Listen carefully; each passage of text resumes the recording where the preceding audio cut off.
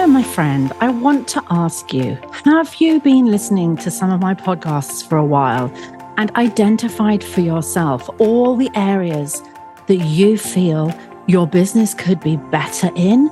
Maybe you just are so busy you haven't yet mastered the working as much as you like bit.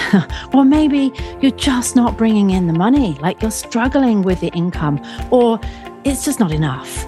Well, it's time for us to have a conversation. In the show notes, there is a link to my Evolution call.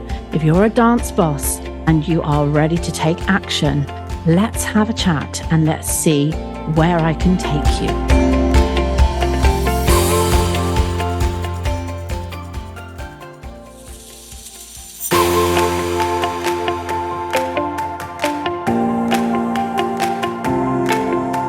Hello and welcome, lovelies, to the Ultimate Dance Business Podcast.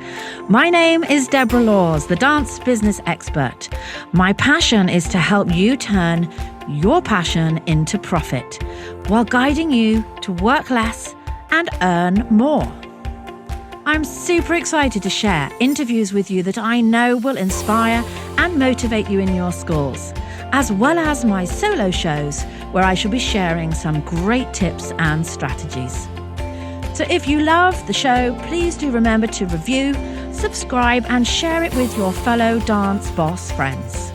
So let's get stuck into the business of dance. Hello, everyone. Thank you so much for joining me. You are going to love today's episode because today we are really making it real. And we are going to talk today about the day-to-day ins and outs, highs and lows of running a dance studio.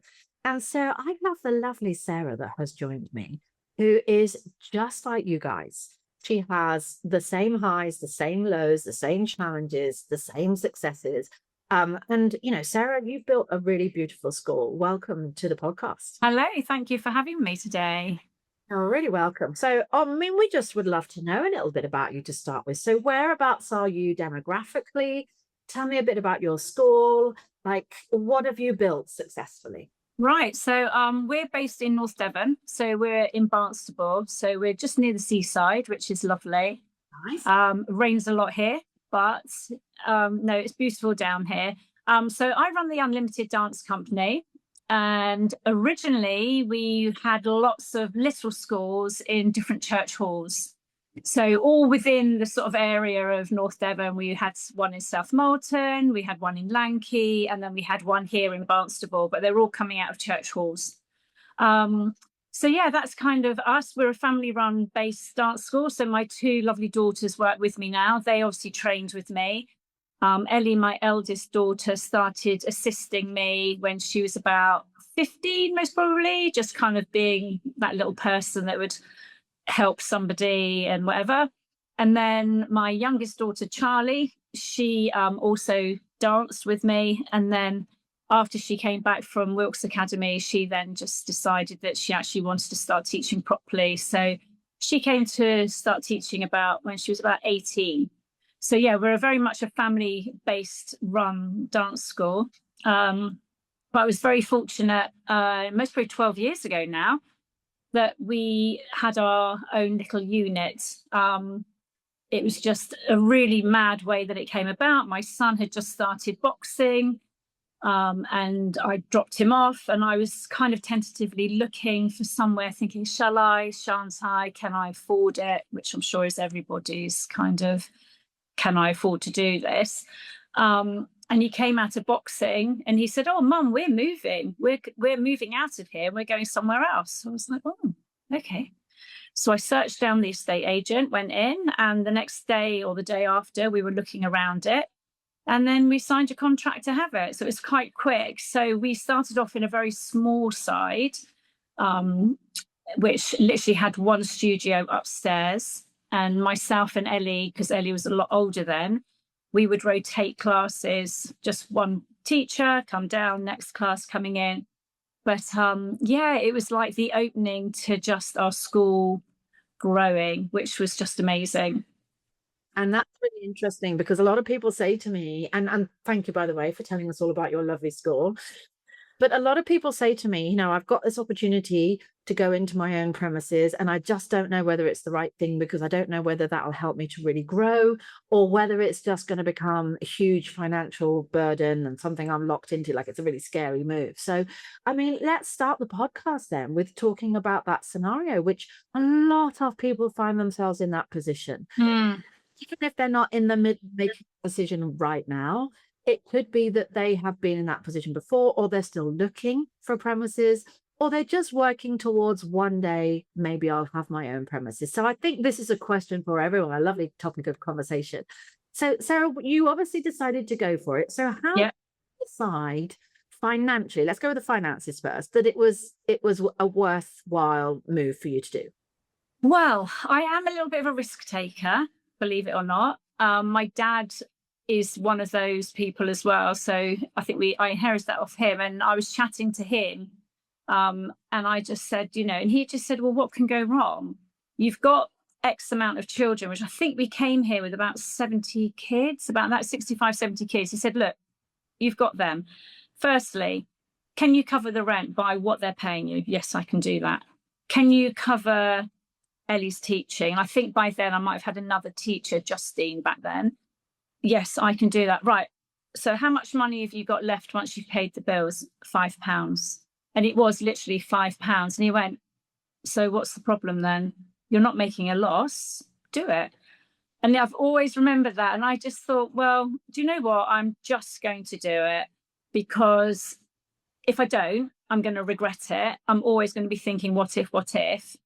And I just was so fed up, as I'm sure maybe some dancing teachers are, dragging everything in the back of the car, unloading, sometimes having to sweep the floor, clear up, push chairs to the side, and church halls that just didn't get us. They didn't understand that we were trying to run a business. I would have church hall owners that would be like, oh, we've got to cancel you this week because we've got Harvest Festival. And I'm like, but I've got 30 kids coming in, and when am I going to make it up? So I just went for it. And well, we've just not looked back. We literally haven't looked back. And I think for me, not for every dance school, but for me, I felt that people were taking us more seriously. We had everything in place. We had a lovely dance studio, mirrors, everything was there. We could just lock up, go home, come back, and it was all ready for us to rock and roll again the next day. And I just felt parents were kind of like, oh, okay, so this is a bit more established. I know there's very established dance schools in church halls, and they're amazing. But for us in our area, yeah, that's right. It definitely elevated our status. So we were there, we were next door, because it's just behind me. We were next door for only about a year and a half. And then where I'm sitting now, there's 2 more studios and a big reception area that belonged to another company that were moving out. And luckily it was the same landlord. So I said to my landlord, if ever they move out, give me first dibs. And he did. And so we had to literally renovate it because it was literally falling down. So my husband renovated it for 6 months, and we opened up 2 more studios. And behind me used to be a store cupboard. So that then got knocked through. So we have our original studio behind me. We can open it up and everyone comes in and out. And we've got 3 studios now, which is just amazing. And like I say, we went from 70, I think, up to about 120, 150 just on that side. And then we pushed it through again. There was a lot of tears. A lot of growth. And I think something that you said at the beginning, which I'd love to unpack, is that, you're a bit of a risk taker. Do you feel like you have to be a risk taker to push your business through in life? I mean, there's a lot of people that are very different, are really cautious and, won't do anything if there's an element of risk. Like, do you think that has been a big difference to how successful you've been? I personally feel you have to be a risk taker. That's my personality. Somebody else might say, well, I just could never do it. No, and have more of a nervous breakdown than me being a risk taker doing it. But I do feel you have to push yourself out your comfort zone 100% to push forward. And it's not a quick process, is it? We all know that. I mean, I've had people that have come in here to hire the studios thinking that their business is just going to boom. And then they come across the first hurdle and then that's it. They're like, I'm not doing this anymore. And I used to try and talk to them and say, you've just got to keep going. You come across that hurdle. Imagine you're a horse, you're going to jump it. Then you might come across another hurdle. Don't worry, work it out, jump that hurdle. And I feel that's what we've done. We're now hopefully at a place where we have hurdles, but nothing like how it was like, am I going to have to shut my studio because this has happened? And I think you've just got to hold steady. And yeah, like I said, there were a lot of tears. There was a lot of sleepless nights where I'm thinking, my gosh, what have I done? How embarrassing. I'm now going to have to shut the doors and go back to church halls. And they, this is just awful. But we just kept pushing and pushing to the point where we've now got a fourth studio, which is just across the road from us. I mean, there's a little side road here and I can see it from where I'm sitting, which is in a friend of mine's building. And they have an upstairs, they have an Aikido club, and then upstairs there's a room that we used to use for like extra exam coaching and stuff. And it was just carpeted, but it was just a space. And then I came along and said, why haven't you leased that? Yes. And so that's right. And so from your guidance as well, we've just gone across there. And so now we've got 4 studios from coming out of church halls about 12 years ago. I mean, this is such a beautiful, inspiring story. And I love that you're sharing this with us. And I think one of the underlying things, and a lot of people hear me say this all the time, is business is so much about mindset. It's not about the numbers and the figures and the working it out and the strategy. It's all about that. Do I believe in myself? Am I prepared to go for it, even though it's a little bit scary? Like, no business isn't scary, Yeah. If it was all completely safe and easy peasy, everybody would be doing it. Let's say. Yeah.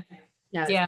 It's that can do, I know I can find a way to make it work attitude. And there's a really lovely book written by a lady called Marie Forleo that's called Everything is Figure Outable. And it's a term a lot of people hear me say all the time, because I honestly think, okay, you're going to get your own studios followed by your dad's advice and crunching all the numbers, and you're going to end up with £5 in your pocket. Well, we don't want to live like that forever. No. Figure outable how we can turn that into decent money. A lot of those hurdles that you talked about that we all have in business, no business is a nice smooth road. No. And those hurdles, if you have that, but it's fine because everything is figure outable. It is. You just push through, like you say, don't you? Yeah. The way, but you've got to have a certain mindset to be able to do it. And now I look, we look at our timetable and we deliver over 70 classes a week now. And I do. And my friend always says to me, do you ever look around and think, well, I created this, I've done this. And I say, no, I don't really. But then when I do, I almost think, gosh, how's it got from where we were to where we are? And actually, yes, we have all created this, and yeah, you can push through. I think you do just have to have that belief in yourself and your teachers, if you've got any teachers that are working with you. And again, that's something that I would sort of say to somebody is, don't try and do it all on your own. I was very much one for like, nobody can do it better than me, but actually they can. There are teachers out there that can deliver better than you or as equally as good as you. And so let them take some of the workload as well, because, that again has changed for me. I mean, I'm now very fortunate that I've got 8 other teachers and they're all specialised in their little areas. I'm more ballet, but I was still trying to teach a street class. And then that's when I brought one of my 2 of my lovely senior students in, saying, would you like to help me? And then as they got to 18 and carried on, I said, right, there you go, take that class now. And then that's how they are, so all our teachers are students that have been nurtured up through us. That's lovely. But yeah, it's like, don't try and just do it all on your own, because you almost can't. You can't. When you've got 4 studios and 70 classes, there's no physical No. or your own. But you have to build that gradually, don't you? Oh, absolutely. I mean, that's taken us 12 years to get from walking through next door to where we are now. That's 12 years of hard work. Yeah. But and you talked about you had 70 when you started, and then you grew and grew and you went into the new premises, and you ended up with about 120. How are things for you now? Like 12? So we're just shy of 400. Wow. So, I mean, obviously, as everyone knows, it fluctuates, doesn't it? We go up, we go down, up and down. But yeah, I've just done 400, and I've just done my bums on seats today. And that was at 65. Fantastic. And yeah, I was listening, because this is very much a term that I've coined with my members. The bums on seats, we call it the boss number. Everyone in my world knows what a boss number is, but honestly, to anyone else about that, they'd be absolutely clueless. The best corporate strategist in the world wouldn't know what a boss number is. The boss number, Deborah's boss number, stands for basically the number of class spaces you have filled. It's the bums on seats in your class, which is quite hysterical, because one thing we don't do is sit down. So I need a different phrase, really, don't I? We often talk about student numbers and how many students you've got, how many students you've got. To me, it's completely irrelevant. It's how many classes do you have and how many spaces are there collected amongst those classes, and how many are full. Like, that's how we can actually gauge our success. And of course, over and above that is, what it costs us to run those classes. But it's, just as a slight sideline, going off piste a bit. If you've got 600 students and they do 1 class each, your bars on seats is 600. You could equally have 100 kids that do 6 classes a week, and then you still have a bums on seats number of 600. Now, I know what I would rather manage. I'd rather manage 100 kids than 600 kids. So one of the things I do strategy wise, and Sarah and I have worked on this a lot, because Sarah is one of my clients, is, how do we get our kids doing more classes so that we're just managing, we're selling our classes to less people, frankly, isn't it? And we've worked a lot on that, haven't we, Sarah? Yeah, we have, by upselling. Yeah, which is something that you didn't even know about. No, not at all, not at all. And it's been really lovely. It's been really well received here by our parents as well, because we can actually pick out children that we say, oh, do you know what? Jenny's doing so well in this and this. Wouldn't she be fantastic doing that? And at the time, it would just be a conversation. Yeah, she'd be really good at street, wouldn't she? That would be it.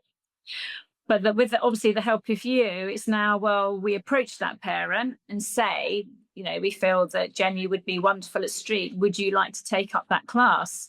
And, quite a lot of the parents do uptake with us. So hence increasing our bums on seats as well, which is wonderful.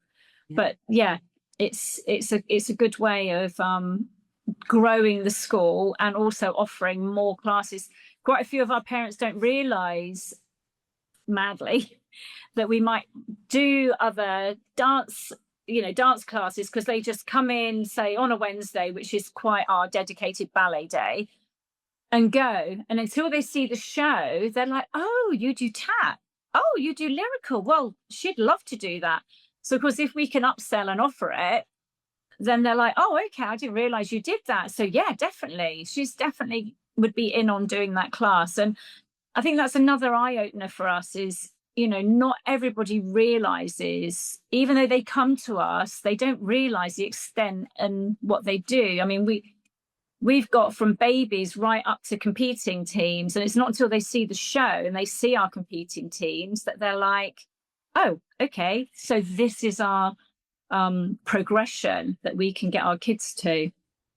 Absolutely. And there's a lot of strategies that I teach in terms of exactly how you go about that, so that it feels nice. It feels you as well as the parent. It doesn't feel like it's a sales conversation. It doesn't feel like you're just pitching at them and you're going to have the same conversation and say the same thing, or you send one email out to the whole class. Or the whole, yeah.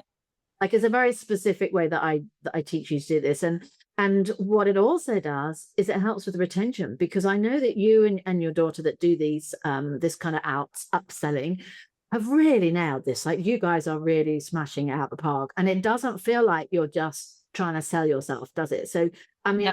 if you want to share like a couple of little tips on how you go about that.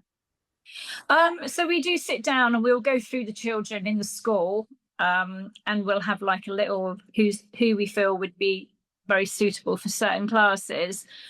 And then myself and Charlie really think about that child, and we'll create the email around that child. So like you say, you know, we don't just do da da da da da, so and so great, would be fantastic in, and then pop it off and then repeat the same to everybody else. You know, we would say, oh, you know, she's got this ability, she's got that, her personality even, because that's important, isn't it?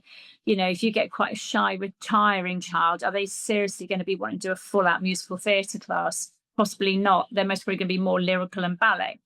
So we kind of like, we really work it to that child's personality and really make it bespoke just to them, which again is very personal. A lot of parents have said, oh, you know, you've obviously taken the time to write this. And it does take time.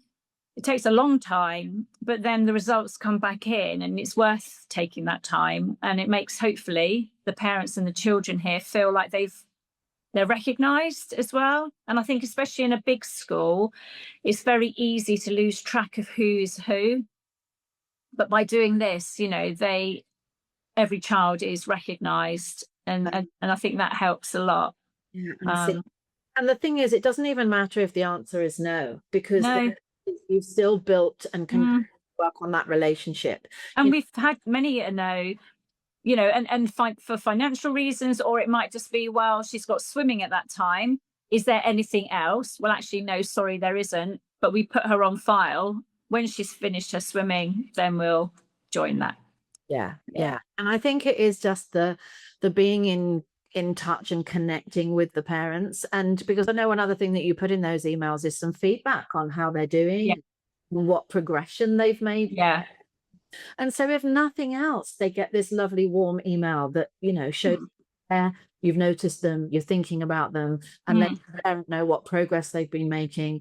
And as a result of that, you know, we'd love to invite her too. And you're absolutely right, Sarah. I mean, I used to be exactly the same. I'd be like, for goodness sake, my timetable's on the wall. They see other kids coming out of classes. Obviously, they know all the things that we do. And if they wanted to do more classes, they'd ask.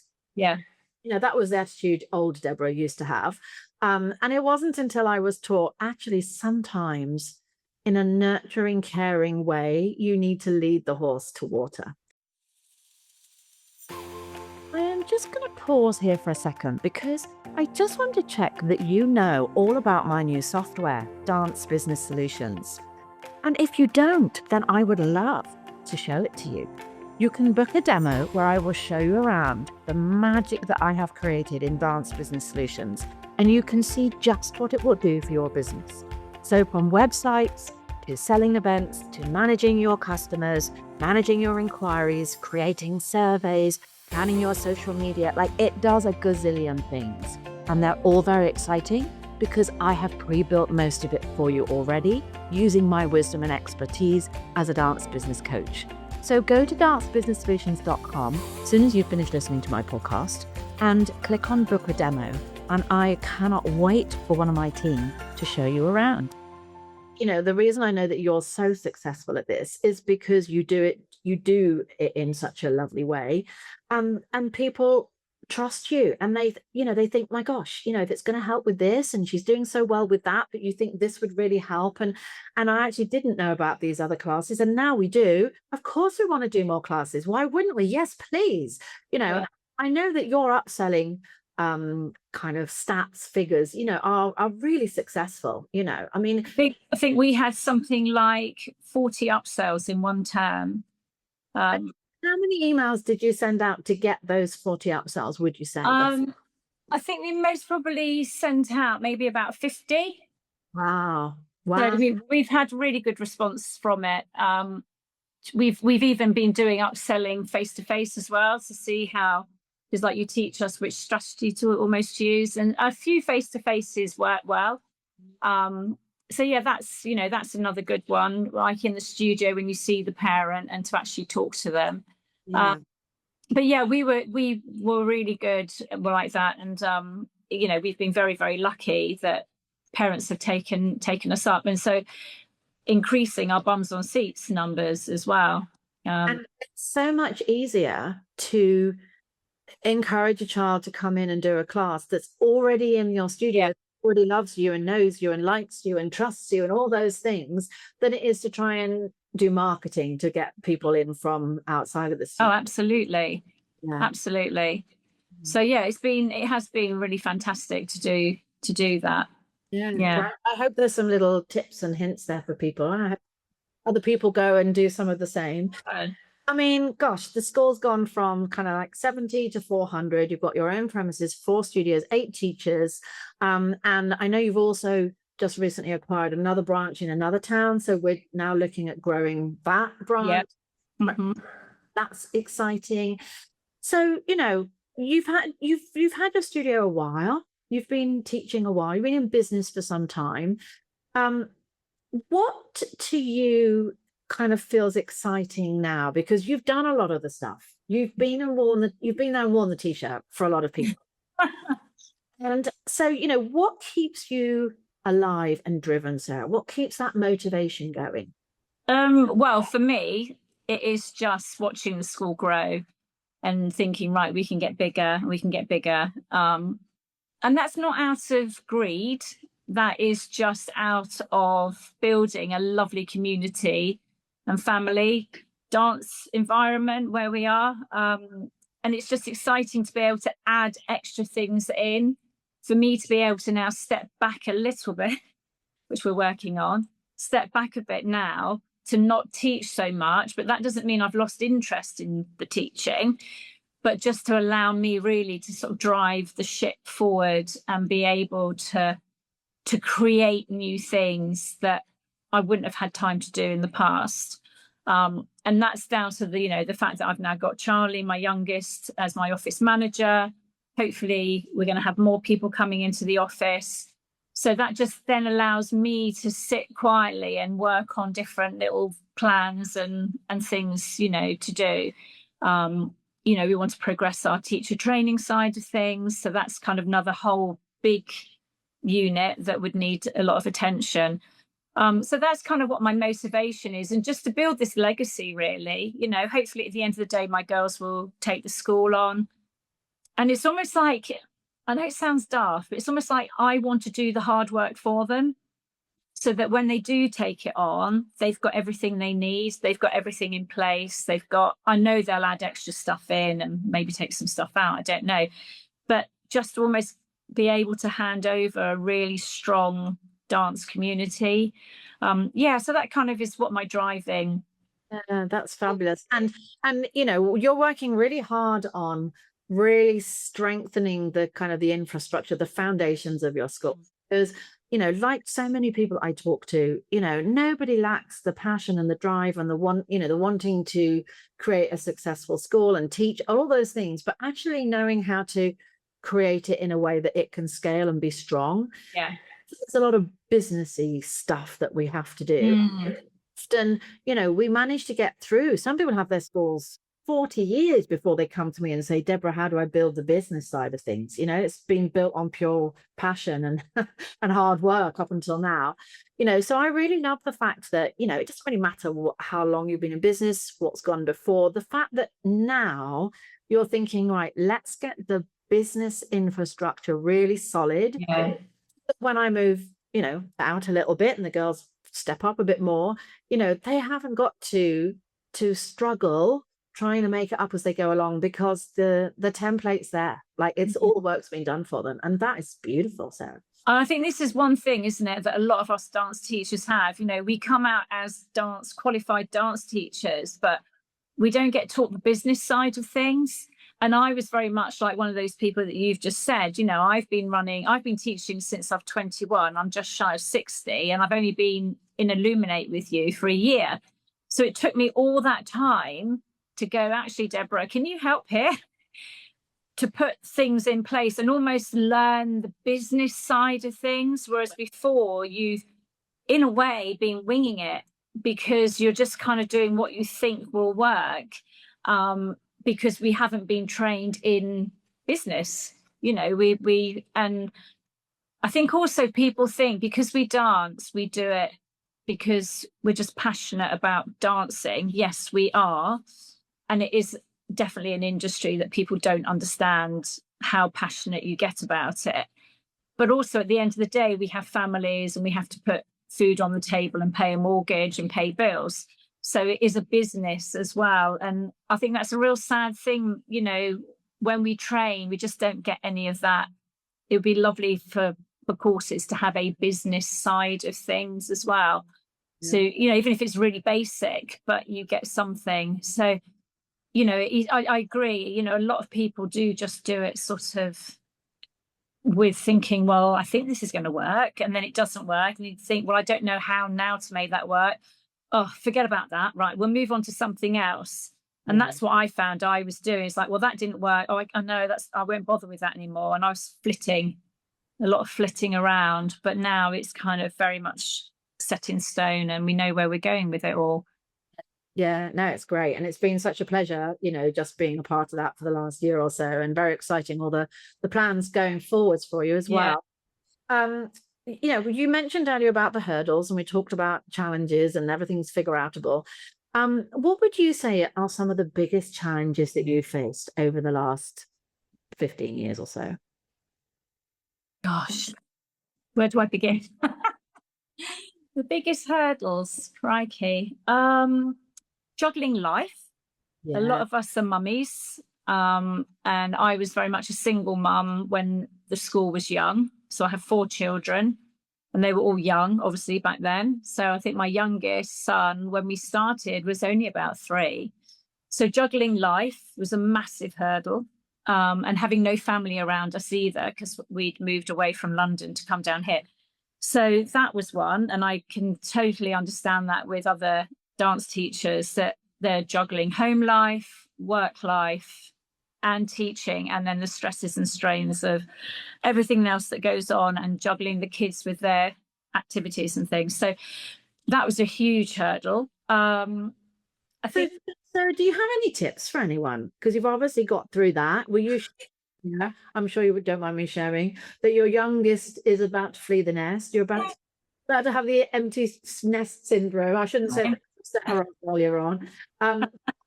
No, you've made it through. You've got there. Yeah, we got there today. Tips from somebody that's either just starting, a new mum, a young mum, or a mum that's finding this really hard. Have you got any tips for them? I think you've got to delegate. I didn't delegate. If you can delegate, or if you can afford to hire a teacher, even if it's just to do a couple of hours a week, delegate. Or if you can manage to hire somebody to do some of your admin. I don't know. I found a really good childminder. She was amazing. She was like their granny to them. So I was very, very fortunate that I had Rita, who I knew she would come to our house and I could leave my kids and I knew that they were as safe as anything. So that was a massive godsend. So I think it's just trying to find that childcare. Don't overdo it too much at the beginning. I think at times I was trying to push too hard and then I had to pull back a bit, because it's like I'm trying to do too much and I'm going to burn out and I can't do it. And at the end of the day, your children are your main priority, of course. And so you need that home life. So I think I was only maybe teaching like even 2 days a week, a Saturday, because that was easier for them to be looked after either by dad or somebody. And then I think 1 evening a week, and just sort of slowly, gradually built it. They used to come with me as well. And they would do their classes. Even, some of my boys would maybe just join in, or they'd sit and play. It wasn't ideal, but I knew they were safe and they were with me. And so they used to come with me and they just got used to studio life. And, that's now in a way what my eldest daughter is doing with her 2 little ones. I mean, she hasn't got the same situation. So, daddy can look after them. But quite often, been here and they just come in, it's like their second home. So if people are in that environment where it's safe for them to go, pack a little tea and stuff, then they used to come along with me as well. And they used to quite enjoy it because they'd make friends as well with some of the kids. I was literally going to say, I have had so much mum guilt over all the years. Yeah. I had a conversation with my boys. They were both together in the same country, in the same room for a short period of time last year. And I spoke to them about the mum guilt that I felt and how I felt like I wasn't there for them. I let them down, all those things. And they just looked at me like I'd grown 3 years. Like, what you on about that? And I was like, well, no, I haven't been a great mum. I was teaching 6 days a week and I'd only see you for a couple of hours. And they were like, Mum, we didn't feel that. Like, we didn't feel that you didn't love us. We didn't feel that you weren't there for us. No. Like, that's what our life was. And actually, as adults, we can now look back and reflect and see that we have, and this is really powerful, actually. And anyone that's really feeling a lot of mum or dad guilt, depends on who else is listening. My boys turned around to me and said, Mum, we became people that were really good peoples, persons. I don't know how. Yeah. Really good at talking to people. Yeah. Because we were often around a lot of people. We were confident because we were around adults and other children, and everyone was always speaking to us, and you'd give us little jobs to do, and so we'd go and do our little jobs. And the biggest thing of all is they learn independence. Yeah. They didn't have me there every 2 minutes picking up. They had to make their minds up on things. And doing their laces up and carting them, doing everything for them. They had to learn how to stand on their own 2 feet. Yeah. And you might say, oh gosh, well, I think that's awful, actually. But my boys, my 27-year-old at 18 left home with a rucksack, literally like the Pied Piper, with a rucksack and 500 euros. And he flew to France and went dock walking to become a deckhand on a super yacht on his own at 18. He put himself in a hostel. He says, Mum, I've got enough money to last a month. And he stuck himself in a hostel. He ate cornflakes out of a packet in a locker while he dock walked trying to get a job on a super yacht. And within 2 weeks, he was on a boat. The rest is history. Fabulous career now. But he said to me, Mum, I would never, ever been able to have done that if I hadn't got the confidence, the people skills, and the independence to be able to go and do that. And I remember doing an exam timetable once, and I had an 18-year-old. She was doing like advanced one modern or something. And she had to get on a train to get to the studio because the exams were in a different branch that she came to. And she's like, oh, I can't come to the coaching. And I was like, why not? And she's like, because my mum and dad aren't available to bring me. And I was like, well, let's get on a train. And she's like, oh, I've never been on a train before. And she's at 18, like about to get on a plane and go and country at 18. And so they had so much that they were grateful for. And oh my gosh, I can't tell you the guilt that lifted it, And I think we beat ourselves up about what we think our kids are not getting from us. But we don't realize what it is that we bring them. And I think also it's work ethic. My kids are fantastic at work ethic. They see that I've worked hard and got what we've got from working hard. It hasn't been handed to me on a plate. I haven't bought someone else's ready-made dance school. And so they've always been brilliant at working. They've never been out of jobs. They'll stick in a job until they find another job and then leave that job, and so I think as well, it's good for the kids to see their mum working hard and being independent. And sadly, nowadays, with everything, both parents do normally need to work now, don't they? Which is a shame. But, and women want to work more. And it seems obviously there are more women within the dance industry. And I think it's great. Even my grandchildren, to see, my little grandson will come in and he'll say, oh, Nana, this is your dance school, isn't it? And for him to see that as well. And I think it's good for them, isn't it? That they can see that by working hard, you get results. Yeah. To go through life like that, definitely. Yeah. So, if you are listening and you're feeling a lot of guilt around, the amount of time and love that your school takes up for you. There is a balance that we need to try and achieve, but don't always think that your kids are having the worst life, because it's quite possible that you're building some really amazing, character traits. Absolutely. I think one of the things that I've been realizing recently, and I've been thinking a lot about, is probably because I'm getting to a certain age, is that in business, I feel like we go through different seasons. I was listening to the Diary of a CEO podcast recently with Stephen Bartlett and a guy called Tony Robbins. And he was talking about different seasons in life, but he also talked about the fact we have different seasons in business. And it was really interesting. I advise any of you to go out and check out that podcast. But he was talking about the fact that we have like a springtime season when we start business, and then we have a summertime, and they're very much linked to different ages, our own age. Yeah. Then, towards, autumn, winter, or fall, as he calls it, because he's American, he was talking about how you get to a stage in business, which is probably where you and I both are, and a lot of other listeners. I mean, I know you're all of a different age, those who are listening, but one that is our kind of age. We're in a season now where very much we've done the hard work. We've done the hours and hours of grafting and teaching classes with 3 or 4 kids, because we hope that the classes will build. We've put that infrastructure in our business. You've maybe now kind of got to a stage where you started to not wear all the hats anymore. You started to not even necessarily step out, but just you've learned how to delegate. You've learned how to create something that kind of is its own entity that can survive without you being in it 70 hours a week. And when we get to this stage, there has to be something else that keeps us going, something else that motivates us, something that kind of goes, right, I've done this, I've created this successful business, but what's next for me? What keeps me alive? What keeps my Stephen Bartlett in me going? Like, what is that for you, Sarah? Where are you feeling like? Are you feeling like I'm going to get ready to, hang my shoes up and retire and just be grandma? Or is there still lots of life and ideas still in you? Oh, there's still lots of life and ideas in me. I mean, it's like I say to my husband, because he'd love to retire, and I look at him in this fearful face saying, please don't expect me to, will you?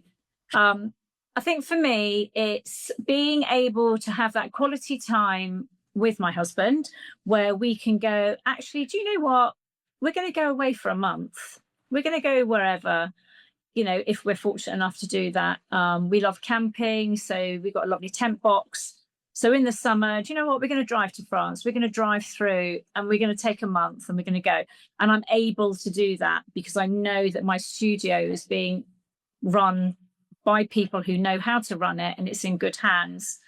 So I think that's my next stage in life, is to be able to go, I'm still in the business, but if I wish to come out of the business for a month, 3 weeks, whatever, I can. I haven't got to go, oh, okay, how's this going to work? I've got to cover that. I've got to oh, there's no one to do that. At the moment, we've got everything covered. So I know that I could do that. So that's definitely my next stage in life. Retiring is a bit of a sticky subject because I can't ever see myself retiring. I don't necessarily mean as in jumping around and dancing, but sort of being in the office and sort of creating and doing new things. Sort of like hopefully this teacher training program that we're going to develop, that's more sort of a sit down and, it's not so much in front of everybody. So that's kind of where I see myself being. I'm sure there will come a time when I go, actually, yeah, I now need to step completely away. But I don't feel that's going to be for a while yet. Yeah. I never thought I would ever hear myself ever say, I don't need to be teaching anymore. But I think it just sort of comes about, doesn't it? And you're kind of, like you say, your seasons change. And I think it just comes about. And it doesn't mean I've lost the passion, but there's younger, more able-bodied. and also you've got to let these younger teachers have a go, and not have a go, but be there, because they're in with all the trends. They're on TikTok, they're on Instagram, they're on everything. They're happy to sit and look at YouTube and different ideas and moves. Whereas I'm like, no, I'd rather go home and have a cup of tea and read my book. I don't want to be on TikTok. Whereas they're just into all the music and everything. Whereas, you know, for me now, it's like, no, I've done that. That time's gone now. Yeah. Now concentrate on the other side of stuff. Yeah. And the thing is, you know, they are young and capable and up to date and modern, all those things, but they're not capable of creating what you want to create with your teacher. They don't have the experience, knowledge, the wisdom, the understanding. So, you know, you're in different seasons, but no, does any of it mean that we're now lesser or we're now, you know, not needed? Like far, far from it. And that's why it excites me when we get to this season, as we're talking about it, because I think this is the time where we get to not necessarily go home and have a cup of tea and put our feet up, unless that's what you want. But we do get to make choices now of how we want to show up in business. And it really is about, you've worked all these years and worked so hard and reached a stage of business now and a stage in life where it's not about more money, more kids, more success. It's about more freedom. Yeah. And not freedom as in more time off, but the freedom to choose how you want to sharpen your business. You know what? Let's go to New Zealand for 6 weeks and we'll leave the business and we'll be back in 6 weeks because I know I can and there'll be no repercussions at school. Yeah, exactly. I'm going to now just teach my 2 favorite ballet classes. And I'm not going to teach anything else. It's having the choices. And when we are still in the building season, the spring and summer season, we can't really have those choices. The business can't afford for us to not be doing all the things all the time. No. And I think that that's a really lovely stage to get to. And it's quite an eye-opener to get to that stage because, like you say, you've danced and you've been within that industry all your life. And then to actually go, oh, okay, this is now how I'm beginning to feel. And so it does take a little bit of time to settle. But once it does, and then you trust the system and you do go away for a month and you still have a dance studio to come back to, and there hasn't been anything and it's still standing, you begin to trust it more and then start enjoying it. And yeah, that definitely is where, you know, where I feel I'm going and myself and my husband are going into that sort of latter years, that it's just have that freedom, like you say, and choice. Yeah and well deserved, I would say. Well deserved. I'm going to wrap up now because it's been absolutely wonderful. Thank you so much for Thank you. Me today. But I like to finish with some quick fire questions. Oh, I forgot about them. Oh gosh, go on. It's a bit of fun. There's nothing tricky in here. So it's just whatever comes to mind first. Go on. Are you ready for this? Yeah. Favorite ice cream? Oh, it's got to be chocolate with nice big chunky choc bits in. Ben and Jerry's? Yeah, perfect. What's the ones where you get the what's it called? The Ben and Jerry's. You know, like cookie dough, but the fish one. Oh, yeah, that one. Definitely. Favorite business book at the moment? Oh gosh, you've now got me. I've read it. It's upstairs, and it's the one that you recommended. Oh, The Go-Giver. Yes, The Go-Giver. Yes, fantastic book. Fabulous little book. Favorite holiday vacational spot? Oh, do you know what? I think I'm going to be a bit boring here, and I think it's got to be Cornwall. Ah, fabulous. Yeah, even though it's not abroad, definitely Cornwall, places like Scotland we've just come back from. But yeah, sort of Cornwall, I think. Lovely. Great stuff. And if you could spend 15 minutes with somebody that is no longer with us, who would you spend your 15 minutes with? Oh, that would be my nanny Kit Kat. Nanny Kit Kat. Oh, great. Yeah, my nanny Kit Kat, because I think she's helped me to build how I was. And she lived to a grand old age of 102.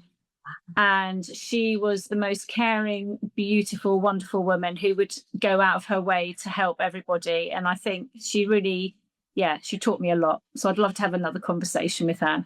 Yeah. Can you, I mean, I put you on the spot a bit, but can you think of anything in particular that you would ask her? Do you know what? I'd most probably just say to her, how am I doing? What do you think about it? Because she was brutal.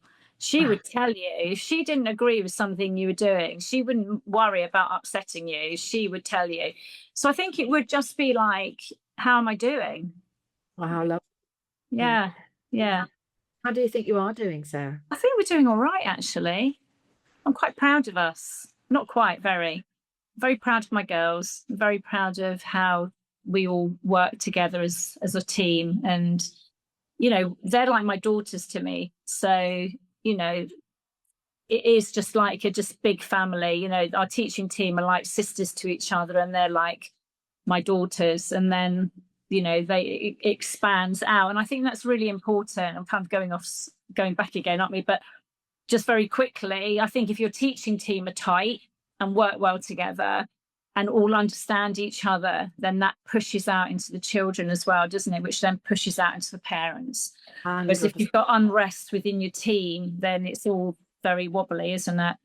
100%. And that's great advice. So guys, I think you will have got a lot from this podcast. I think, thank you so much for sharing. Thank you. I've enjoyed it. Telling us all about your lovely school. And I think there's been some points in there that people will really find relevant. Do please reach out. And when you see the podcast on our social media or in YouTube, you can comment below. Let us know what you thought and where you're at. What season are you in at the moment with your business? And what are some of your challenges? What are some of your wins? I'd love you to share. Big thank you to Sarah, and all the best with everything. Thank you.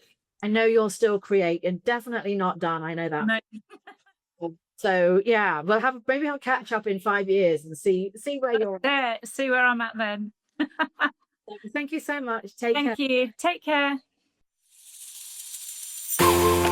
So I wanted to tell you that this episode is kindly sponsored by Sally at Dance Studio Marketing, who is your go-to solution for growing your dance school through the power of social media. So if you're feeling overwhelmed at trying to attract new students, at Dance Studio Marketing, Sally helps dance studio owners just like you to leverage the power of social media and paid ads to bring in a steady stream of students, which of course helps you to achieve more balance in your life.